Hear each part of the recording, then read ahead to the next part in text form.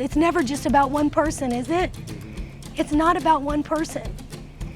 It's always about the collective group. It's about what I can do to make everyone feel peace. Good morning, guys. Welcome to our first day of puppy class, okay?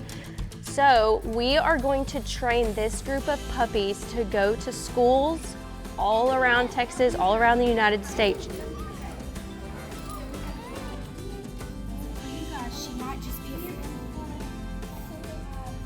Anyone who's had a family dog knows what comfort the unconditional love a wagging and waiting pup at the door brings at the end of a long day, or how soothing, soft, fuzzy head resting on your lap can be when you're feeling down. Amanda Davis knows firsthand the healing power of a dog's love, and she saw potential to bring these healing powers to the places it could do the most good. This is Popcorn. He's about 4 years old. We trained him as a puppy. He's been part of our crisis response team. And we take him if there's an urgent situation or a grief situation in a school or community. He's part of a team of dogs that we take to help and offer comfort in times of need. Wait just a minute, buddy. Hi, you okay?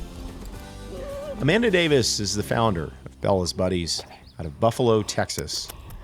Bella's Buddies trains dogs for service and therapy all across the U.S., but Amanda is particularly passionate about serving in schools.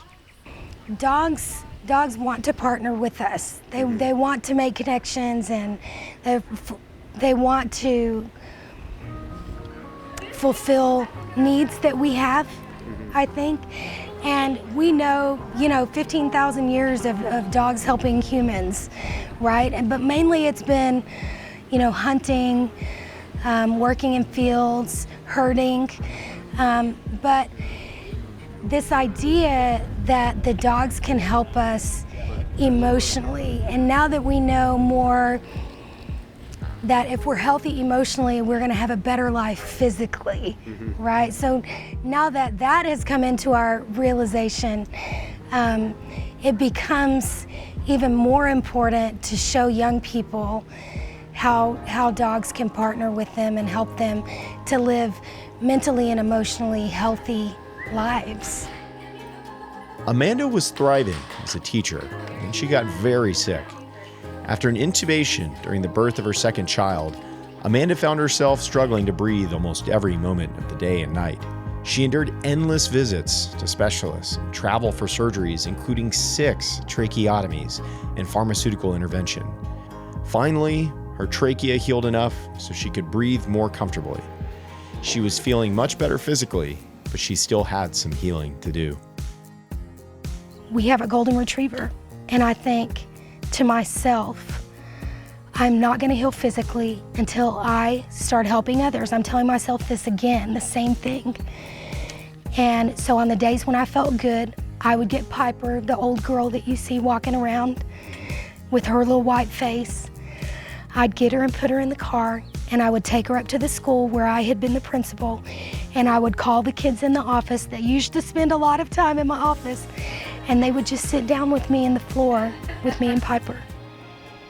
And that's how I started taking the dogs to schools.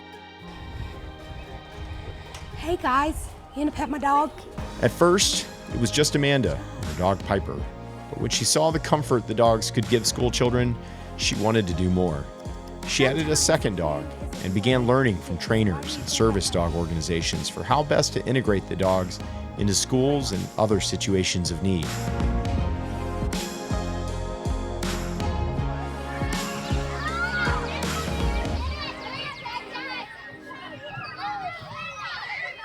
And sometimes I would go into classrooms, sometimes I would go into the library. Sometimes if Child Protective Services came in to interview a child that was potentially a victim of some type of abuse, they could bring the dog into the room and the child would sit down on the floor and pet the dog and share information. And in the petting of the dog, right, the brain is creating and releasing oxytocin, and the child is comforted, and the retelling just becomes exactly that.